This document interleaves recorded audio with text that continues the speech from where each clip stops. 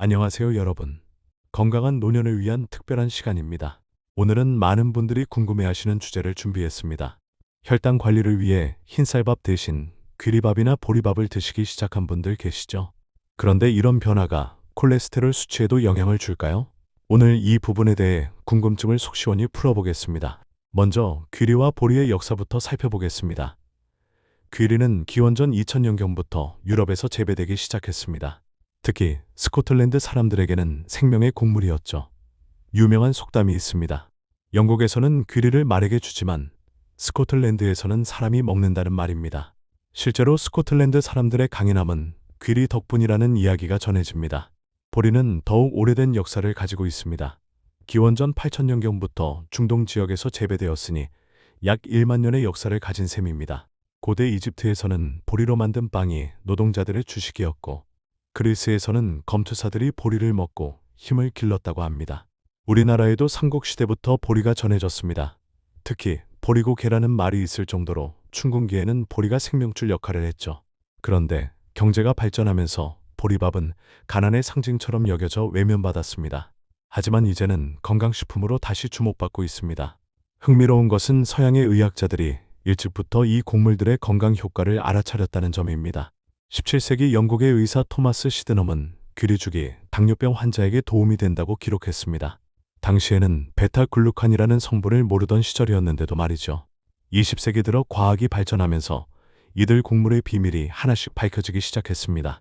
1963년 핀란드의 연구진이 귀리에서 베타글루칸을 발견했고 1970년대부터 본격적인 연구가 시작되었습니다. 1980년대에는 미국에서 대규모 연구가 진행되었습니다. 2만 명의 남성을 대상으로 20년간 추적 관찰한 결과 귀리를 꾸준히 섭취한 그룹이 심혈관 질환 발생률이 29% 낮다는 놀라운 결과가 나왔습니다. 1997년 미국 FDA는 역사상 최초로 특정 식품에 대해 건강 기능성을 공식 인정했습니다. 바로 귀리였습니다. 하루 3g의 귀리 베타글루칸 섭취가 콜레스테롤 수치를 낮춘다는 내용이었죠.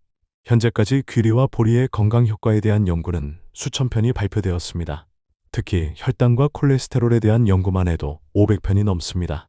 2019년 유럽 영양학회에서 발표한 메타 분석 연구를 보면 귀리 섭취군이 대조군에 비해 총 콜레스테롤이 평균 5%, LDL 콜레스테롤이 7% 감소했습니다. 2020년 아시아 영양학회에서는 보리의 혈당 조절 효과를 입증했는데 식후 혈당 상승이 25% 완화되었습니다. 가장 최근인 2023년 연구에서는 더욱 흥미로운 결과가 나왔습니다. 귀리와 보리를 함께 섭취할 때 단독 섭취보다 효과가 1.5배 증가한다는 것입니다. 이를 시너지 효과라고 합니다. 이제 본격적으로 귀리와 보리의 핵심 성분인 베타글루칸에 대해 자세히 알아보겠습니다. 베타글루칸은 그리스어로 달콤한 접착제라는 뜻입니다.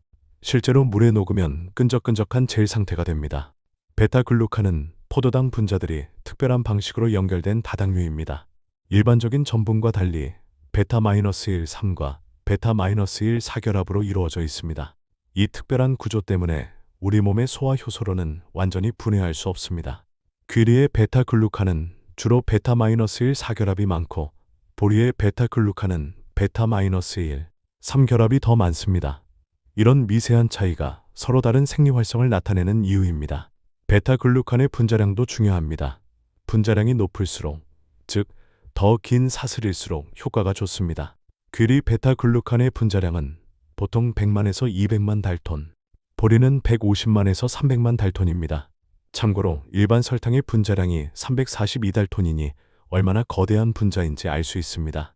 이 거대한 분자가 물을 만나면 마치 스펀지처럼 부풀어 오릅니다. 자기 무게의 10-15배에 달하는 물을 흡수할 수 있습니다. 이 성질이 바로 혈당과 콜레스테롤 조절의 핵심 메커니즘입니다. 베타글루칸이 우리 몸에 들어가면 어떤 일이 벌어질까요? 위장에 도달한 베타글루칸은 위산과 만나도 그 구조가 변하지 않습니다. 일반적인 전분이나 당류와 달리 매우 안정적입니다. 소장에 도달하면 본격적인 작용이 시작됩니다. 베타글루칸은 소장 내에서 젤 형태의 보호막을 형성합니다. 이 보호막이 영양소의 흡수를 조절하는 역할을 합니다. 당분의 경우 베타글루칸 젤이 당분과 소장 벽 사이에 일종의 필터 역할을 합니다. 당분이 혈액으로 흡수되는 속도가 느려지면서 혈당 급상승을 막아줍니다. 이를 글루코스 버퍼링 효과라고 합니다. 콜레스테롤의 경우는 더욱 흥미롭습니다. 베타글루칸은 담즙산과 결합하는 성질이 있습니다. 담즙산은 콜레스테롤로 만들어지는데 베타글루칸이 담즙산을 붙잡고 있으면 재흡수되지 못하고 대변으로 배출됩니다. 그러면 간에서는 새로운 담즙산을 만들기 위해 혈중 콜레스테롤을 사용하게 됩니다. 결과적으로 혈중 콜레스테롤이 감소하는 것이죠. 2024년 하버드 의과대학에서 발표한 연구를 보면 베타글루칸의 작용이 우리가 생각했던 것보다 훨씬 복합적입니다. 단순히 물리적인 차단막 역할뿐만 아니라 장내 미생물에도 영향을 줍니다. 베타글루칸은 비피더스균과 락토바실러스 같은 유익균의 먹이가 됩니다. 이들 유익균이 베타글루칸을 발효시키면서 단세지방산이 생성됩니다. 이 단세지방산이 콜레스테롤 합성을 억제하는 효과가 있다는 것이 밝혀졌습니다. 특히 주목할 만한 것은 프로피온산입니다. 베타글루칸 발효로 생성되는 프로피온산은 간에서 HMG 격하 완원 효소를 억제합니다. 이 효소는 콜레스테롤 합성의 핵심 효소인데 이를 억제하면 콜레스테롤 생산이 줄어듭니다. 마치 스타틴 계열 약물과 비슷한 메커니즘입니다. 이제 혈당 관리 효과를 더 자세히 살펴보겠습니다. 현재까지 베타글루칸의 혈당 조절 메커니즘은 크게 세 가지로 설명됩니다. 첫 번째는 위배출 지연 효과입니다. 베타글루칸이 포함된 음식을 드시면 위에서 소장으로 음식이 넘어가는 속도가 느려집니다. 정상적으로는 위에 머무는 시간이 2-3시간인데 베타글루칸이 있으면 4-5시간까지 연장됩니다. 이로 인해 혈당 상승이 완만해집니다. 두 번째는 소장에서의 포도당 흡수 지연입니다. 베타글루칸 젤이 소장 융털 사이사이를 메우면서 포도당 운반체의 활동을 제한합니다. 마치 교통체증처럼 포도당의 이동이 느려지는 것입니다. 세 번째는 인크레틴 호르몬 분비 증가입니다. GLP-1이라는 호르몬이 베타글루칸 섭취 후 2-3배 증가합니다. 이 호르몬은 인슐린 분비를 촉진하고 글루카곤 분비를 억제해서 혈당 조절에 도움을 줍니다. 지금까지 혈당 관리에 대한 주요 연구 결과들을 살펴보겠습니다. 2018년 유럽 당뇨병 학회에서 발표된 대규모 연구를 보면 당뇨병 전 단계 환자 500명을 대상으로 12주간 관찰한 결과 매일 6g의 베타글루칸을 섭취한 그룹에서 공복 혈당이 평균 15에너진디어, 식후 2시간 혈당이 평균 35에너진디어 감소했습니다. 더욱 인상적인 것은 당화혈색소 변화입니다. 당화혈색소는 지난 2-3개월간의 평균 혈당을 반영하는 지표인데 베타글루칸 섭취군에서 0.8% 감소했습니다.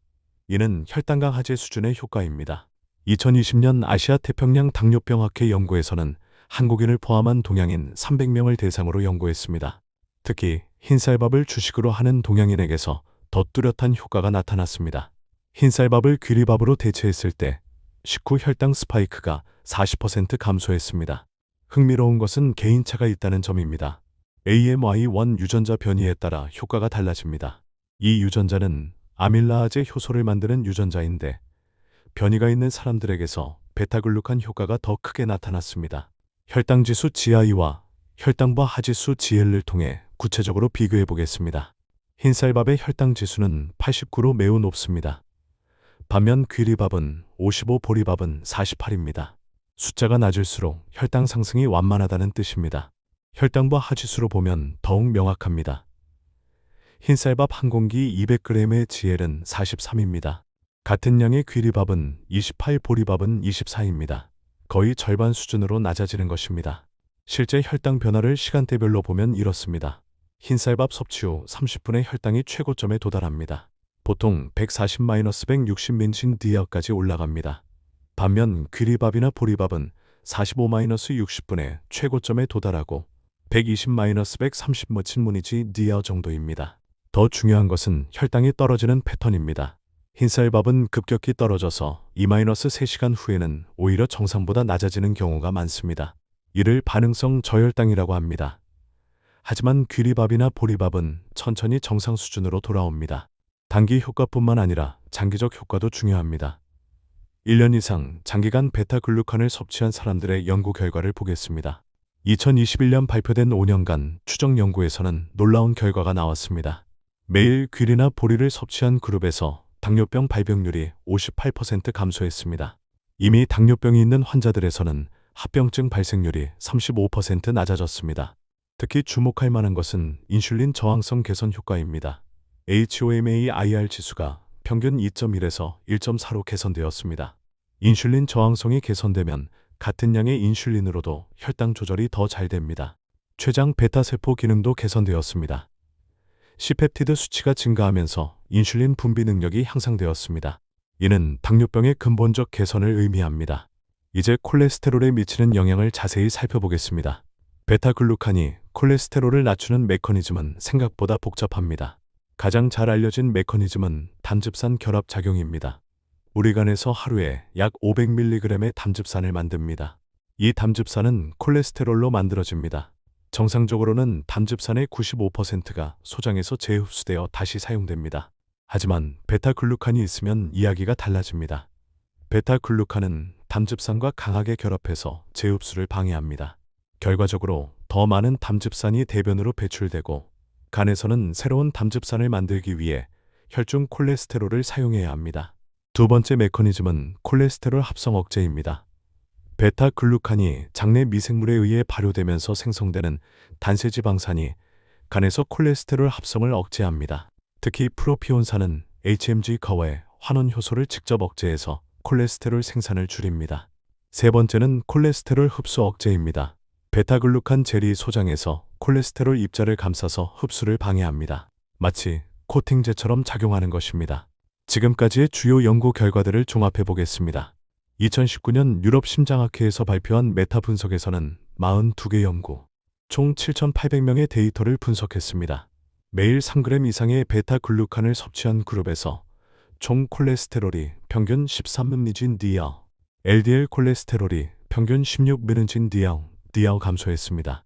더 구체적으로 보면 초기 콜레스테롤 수치가 높을수록 효과가 더 컸습니다. 총 콜레스테롤이 240mg/dl 이상인 고콜레스테롤 혈증 환자에서는 평균 23mg/dl나 감소했습니다.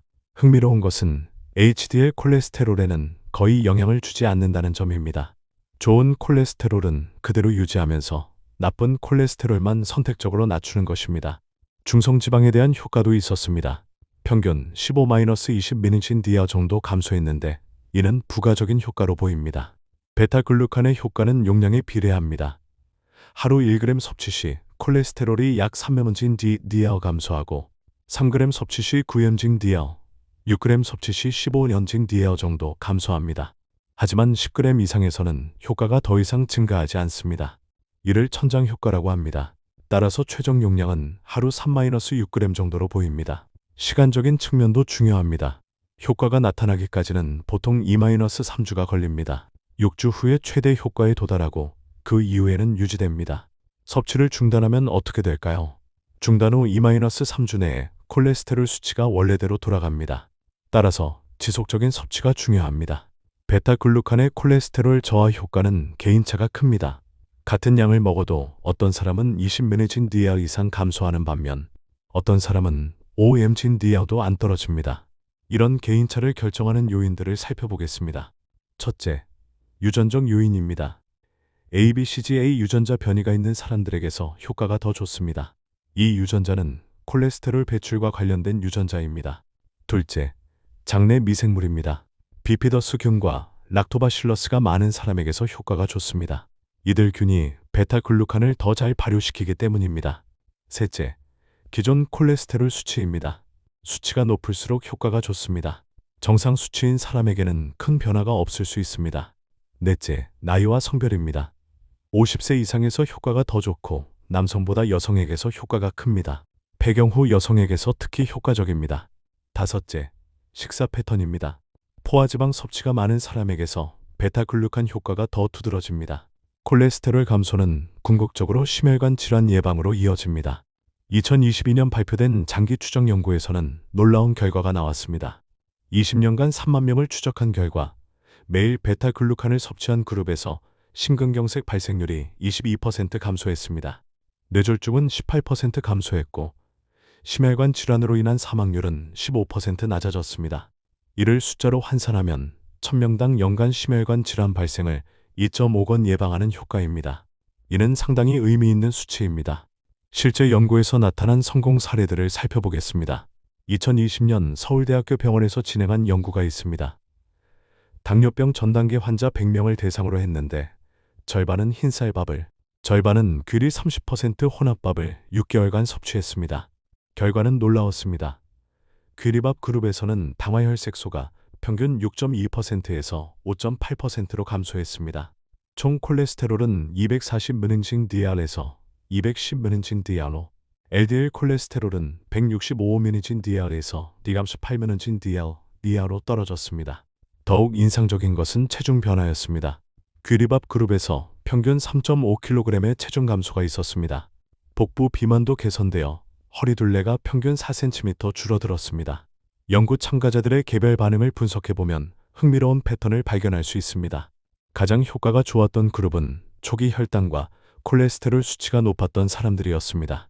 이들은 베타글루칸의 효과를 가장 극명하게 볼 수 있었습니다. 예를 들어 65세 남성 참가자의 경우 초기 공복 혈당이 125mg/dl, 총 콜레스테롤이 260mg/dl였습니다.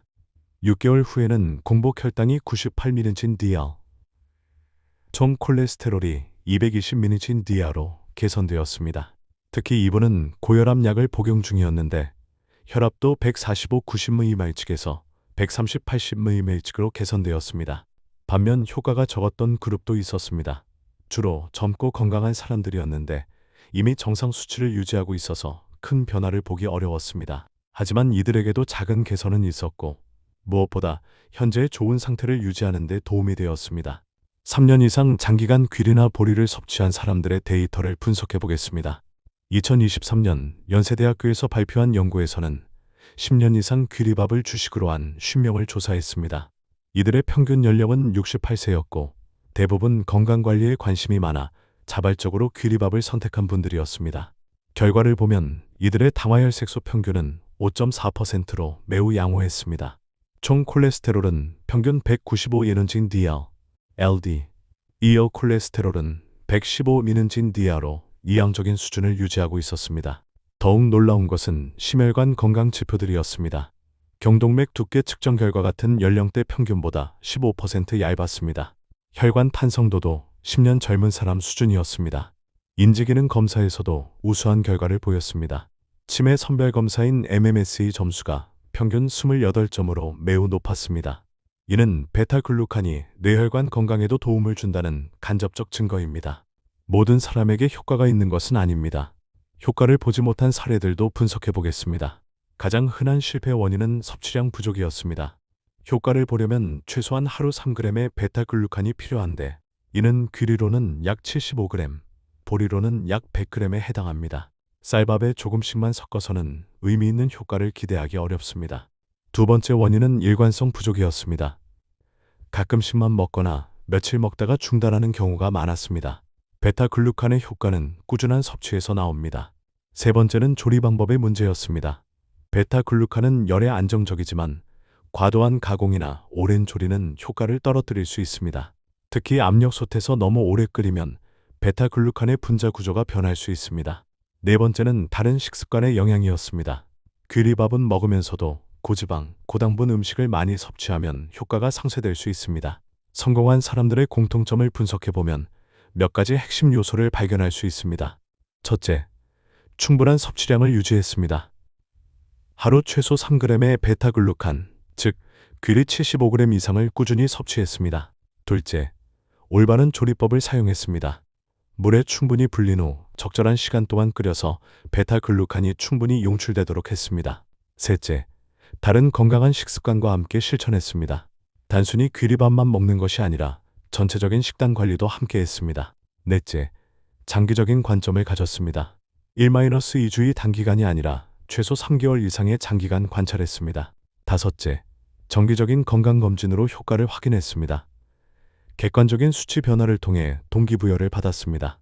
이제 실제로 어떻게 드시면 좋을지 구체적인 방법을 알려드리겠습니다. 먼저 초보자를 위한 단계별 접근법입니다. 1단계, 흰쌀에 귀리나 보리를 10% 정도 섞어서 시작하세요. 쌀 9컵에 귀리나 보리 1컵 정도의 비율입니다. 이렇게 1-2주간 드시면서 적응 기간을 가지세요. 2단계, 비율을 20%로 늘려보세요. 쌀 8컵에 귀리나 보리 2컵 정도입니다. 2단계에서 대부분의 사람들이 맛과 식감에 적응하게 됩니다. 3단계, 최종적으로 30-50% 정도까지 늘려보세요. 이 정도면 충분한 베타글루칸 섭취가 가능합니다. 올바른 조리법은 매우 중요합니다. 베타글루칸의 효과를 최대화하려면 다음 원칙을 지켜야 합니다. 첫째, 충분한 불리기입니다. 귀리나 보리를 최소 30분, 가능하면 2시간 정도 물에 불려주세요. 이 과정에서 베타글루칸이 수화되어 젤을 형성하기 시작합니다. 둘째, 적절한 물의 양입니다. 베타글루칸이 충분한 물을 흡수해야 제대로 된 젤을 형성할 수 있습니다. 셋째, 적절한 조리 시간입니다. 너무 짧으면 베타글루칸이 충분히 용출되지 않고 너무 오래 끓이면 분자 구조가 파괴될 수 있습니다. 일반 밥 짓는 시간보다 10-15분 정도 더 끓여주세요. 언제 드시느냐도 중요합니다. 가장 효과적인 섭취 시기는 아침 식사입니다. 하룻밤 공복 상태에서 베타글루칸을 섭취하면 혈당 조절 효과가 하루 종일 지속됩니다. 이를 세컨드 밀 효과라고 합니다. 점심이나 저녁에 드셔도 물론 좋습니다. 하지만 저녁 늦게 드시는 것은 피하세요. 베타글루칸은 소화 시간이 오래 걸리기 때문에 소화 불량을 일으킬 수 있습니다. 다른 음식과의 조합도 중요합니다. 비타민C가 풍부한 음식과 함께 드시면 베타글루칸의 항산화 효과가 증가합니다. 브로콜리, 피망, 딸기 등과 함께 드세요. 단백질과 함께 드시는 것도 좋습니다. 계란, 생선, 두부 등과 함께 드시면 포만감이 오래 지속되고 혈당 조절 효과도 좋아집니다. 반대로 피해야 할 조합도 있습니다. 지나치게 기름진 음식이나 단 음식과 함께 드시면 베타글루칸의 효과가 상쇄될 수 있습니다. 베타글루칸은 일반적으로 안전한 성분이지만 몇 가지 주의할 점이 있습니다. 첫째, 처음 드실 때는 소화불량이 있을 수 있습니다. 복부 팽만감, 가스 생성 등이 나타날 수 있는데 이는 일시적인 현상입니다. 양을 점진적으로 늘려가면 적응됩니다. 둘째, 충분한 수분 섭취가 필요합니다. 베타글루칸은 물을 많이 흡수하므로 하루에 최소 8잔 이상의 물을 드셔야 합니다. 셋째, 약물과의 상호작용을 주의해야 합니다. 베타글루칸이 약물의 흡수를 지연시킬 수 있으므로 약물 복용 시간과 1-2시간 간격을 두고 드세요. 넷째, 알레르기가 있는 분은 주의하세요. 귀리나 보리에 알레르기가 있거나 글루텐 불내증이 있는 분은 전문의와 상담 후 드세요. 지금까지 귀리와 보리의 놀라운 건강 효과에 대해 자세히 알아봤습니다. 혈당 관리를 위해 시작한 작은 변화가 콜레스테롤 개선까지 가져온다는 사실, 정말 놀랍지 않으신가요? 이는 우리 몸이 얼마나 정교하고 지혜로운지를 보여주는 증거입니다. 베타글루칸이라는 단순해 보이는 성분 하나가 우리 몸에서 이렇게 복잡하고 다양한 작용을 한다는 것, 그리고 수천 년 전부터 우리 조상들이 이런 곡물들을 주식으로 삼았다는 것을 생각하면 자연의 지혜와 과학의 만남이 얼마나 소중한지 깨달을 수 있습니다. 건강한 식단 변화는 하루아침에 이루어지는 것이 아닙니다. 하지만 작은 변화가 쌓여서 큰 건강 개선을 가져온다는 점 잊지 마세요. 이미 시작하신 분들은 지금까지 잘 해오고 계시는 것이고, 오늘 처음 들으신 분들도 언제든 늦지 않았습니다. 60세든 70세든 80세든 건강한 변화는 언제나 가능합니다. 중요한 것은 완벽함이 아니라 꾸준함입니다. 매일 조금씩 천천히 그리고 즐겁게 시작해보세요. 여러분의 건강한 노년을 진심으로 응원합니다. 다음에 또 유익한 건강 정보로 찾아뵙겠습니다. 오늘 긴 시간 함께 해주셔서 정말 감사합니다. 건강하세요.